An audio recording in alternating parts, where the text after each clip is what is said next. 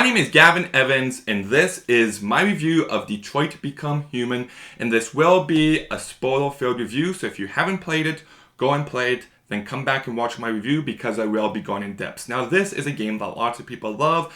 I did not. I think this is a really bad game. I went into it in my other review, but long story short, it's very heavy-handed. It lacks any sort of perspective. It never hits any of those emotional beats. I didn't care for any of the characters. The list goes on and on and on and on. I did praise the graphics because this game does look great. I didn't talk about the acting, but I will say that I thought Lance Henriksen and Clancy Brown both gave really good performances. The rest of the performances were fine, but nothing special. But I'm going to go in depth to why this game really didn't work for me. And I'm going to break it apart by each character, beginning with Marcus's story. Now, I liked where Marcus's story began with him and Carl. You can tell that they have a real bond, a real relationship. And just the way that Carl's son comes into the picture just showed just how little perspective this game had.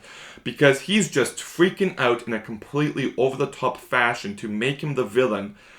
But everything he's saying is absolutely correct. His dad is prioritizing an android over his own son. Now you can see that his son is troubled, but still, at least have some sort of sympathy for him.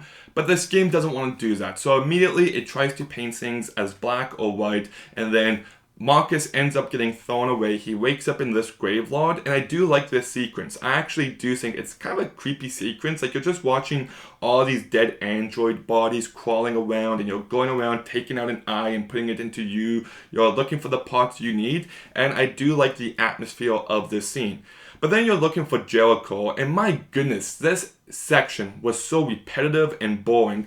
You're looking for these symbols, and you're walking around town, and okay, you do it once, fine. You do it twice, I'm okay with that. 3 times you're pushing it, but fine. Anything more than that is a bit too much, and yeah, it becomes way too much. I'm just like, am I ever going to get to Jericho? I'm really sick of doing these stupid things. But yes, you eventually get to Jericho, and everyone's like, oh, we're just going to stay here forever. And he's just like, we don't have to. We should fight for our freedom. And then it tries to draw obvious parallels to the civil rights movement and to the Holocaust, which is just completely tone deaf.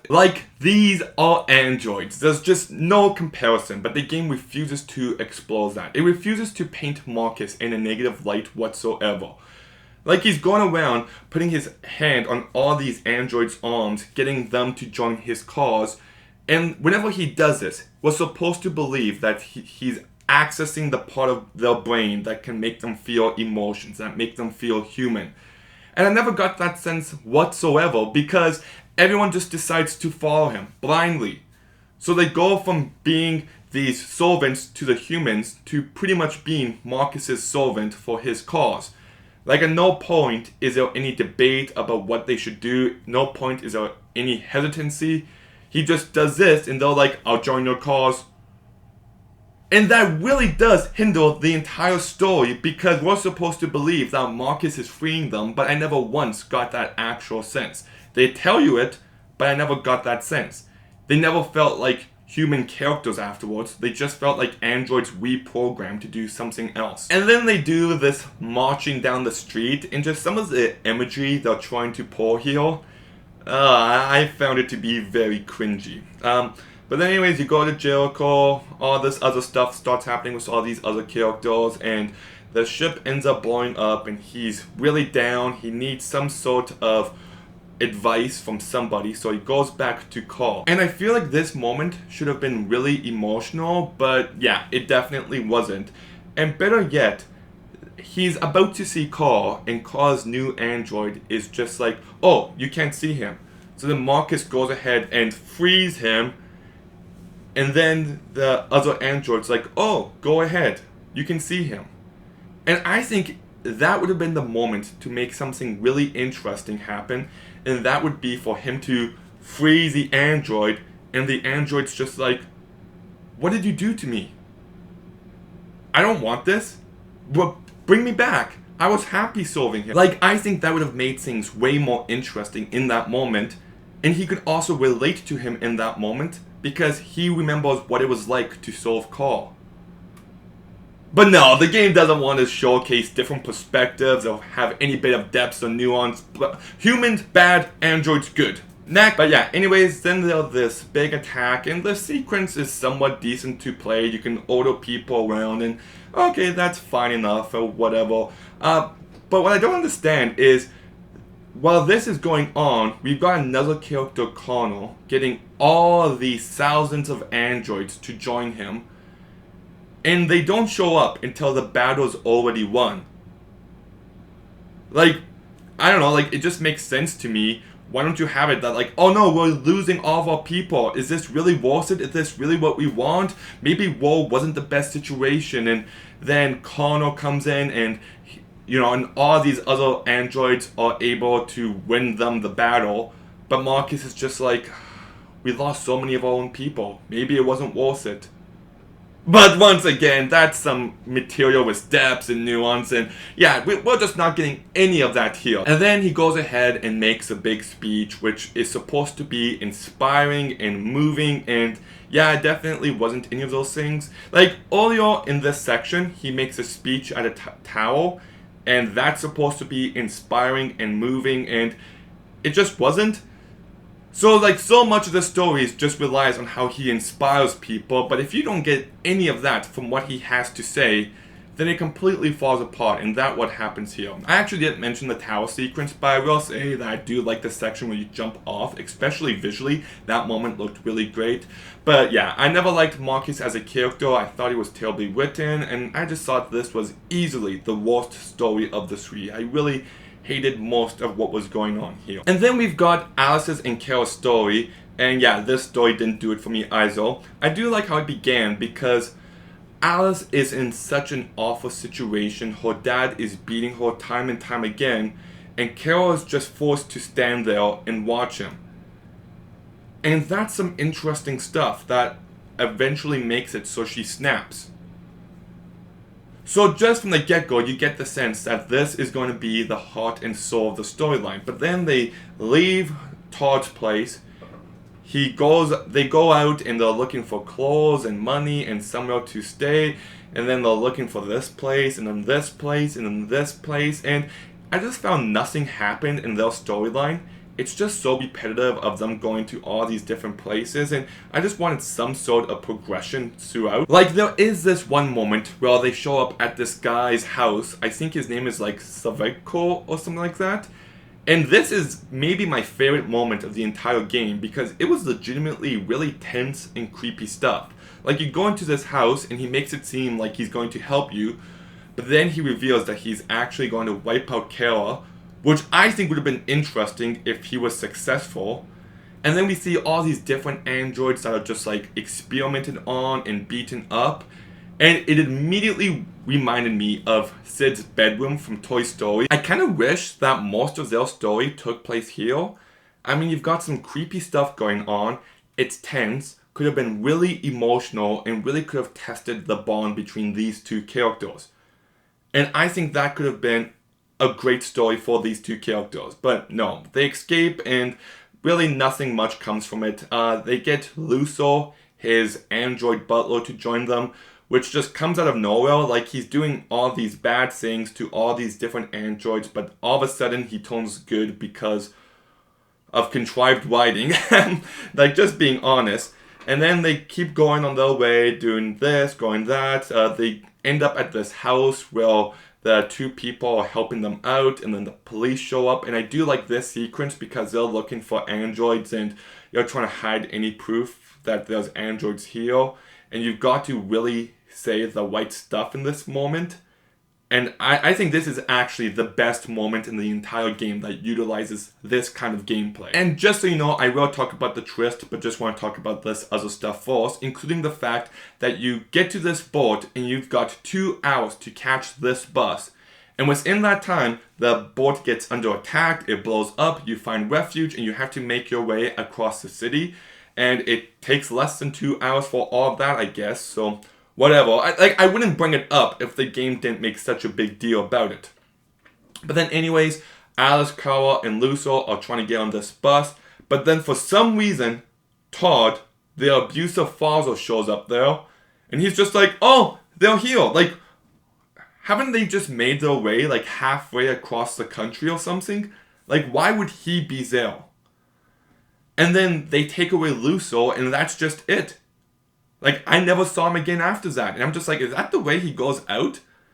Like, what an emotionally void moment. But then, anyways, in my story, Kara ends up making it while Alice dies. And I just thought that was such an underwhelming way to end the story. Like, I get that it's dependent on some of my choices, but that's where the flaws of this kind of gameplay really get highlighted.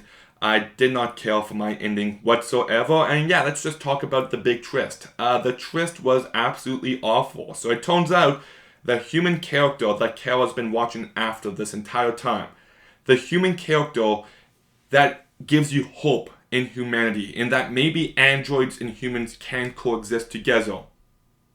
Scratch all that, she's an android too. Surprise! Did that surprise you? Good, because it adds nothing to the story or to the characters. It just doesn't work whatsoever. But I think the best ending for these two characters would have been if they made it to Canada, they find a place to live, and it skips ahead like 90 years, and we see Alice as this old woman, and Kara still the same age, and Alice passes away, and Kara just doesn't know what to do anymore. And I think that would have been a very powerful moment for this story to end on, but no, they didn't want to go in that direction. I also want to say that they paint Todd to be this abusive father, but the fact that Alice is an android completely recontextualizes that character. Well, it's heavily hinted that he lost his job due to an android taking it. His wife left him and took his daughter, and he has nothing left. So he goes ahead and orders an android that looks exactly like his daughter, but he kind of resents her because she isn't his daughter. And instead of showcasing that bit of depth and nuance that could have highlighted a flawed character, but a flawed character who has his own tragic past, they're not interested in that. They just want to paint him as the cliche abusive father who acts way too over the top in moments, and yeah, that just doesn't work for me. Then we get to Connor and Hank, and let me just say that there's one moment where you're chasing an android and he knocks over this guy, and I chose to go after the android, and I didn't realize that the person he knocked over was Hank, and if I knew that, I would have saved him, but it actually messes up my entire story from that point forward. And it's just like, how did Hank even catch up? Like, he was very obviously far behind, but whatever. The second we got introduced to Hank, I'm just like, oh, he definitely lost his kid and he's blaming it on an android. And yep, that sure enough was the emotional, tragic backstory behind him. And just because I could predict that so easily, and just the way he acted, it just made this character very predictable. Like, I think Clancy Brown plays him very well, but I don't think the character was written in any way that allowed him to evolve. Like, in my story, he never evolved. He never changed. He never progressed. He just ends up shooting himself at one point. And I'm just like, well, what was the point of all this then? It was just a very underwhelming way for my story to go. And I do like him paired up as Connor because he's this roughed up, beaten down guy. He drinks a lot. And he's paired up as this android who speaks and acts like a robot because that's what he is. And I like the contrast between the two of them. There's actually one moment where he goes ahead and shoots Connor because Connor's just like, if I die, I just come back like nothing happened.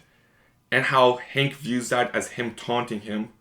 I thought that was really fascinating, and I wish they touched up on most things like that, but they really didn't. But the worst element of the story is that eventually Connor goes and finds Marcus, and Marcus changes him into a deviant. And I'm just like, that's how it happens? Like, they kept teasing that Connor's and Hank's relationship will probably be what causes him to be a deviant. And they never followed up on that. They just said, never mind, scratch that, he'll go see Marcus. And I just didn't find that to be satisfying. He then goes to Cyberlife at the end. He gets those thousands of androids to join him. And like I already said, it didn't make sense to me that they didn't join the war, but whatever. And then, in one last final conflict, Connor is about to shoot Marcus, but then he doesn't, and puts the gun away, and it was just one of those final conflicts that just felt so contrived and didn't work for me. But yeah, I kind of hated this game. I think it's some very poor writing, some very bad storytelling. This is a game that lacks perspective. It wants to tell you how to feel, and when to feel it. It doesn't want to leave anything up to the player. It lacks any bit of depth or nuance. It wants to paint everything in a very black or white manner. All the good characters are purely good. All the bad characters are purely bad. And that's just not interesting storytelling. There's a million things that the story gets wrong in the writing. I think the exploration of the ideas behind it are very mishandled. And yeah, I just didn't care for this game. But what did you think of Detroit Become Human? Which is your favorite one of these Contract Dream games? Is that the name of the company? I think so. But yeah, which one of Heavy Rain, Beyond Two Souls, and Detroit Become Human is your favorite? Mine is easily Beyond Two Souls. But what's yours? Let me know in the comments down below. Make sure you like, make sure you comment, make sure you subscribe. Stay tuned for some more videos soon. And Gavin,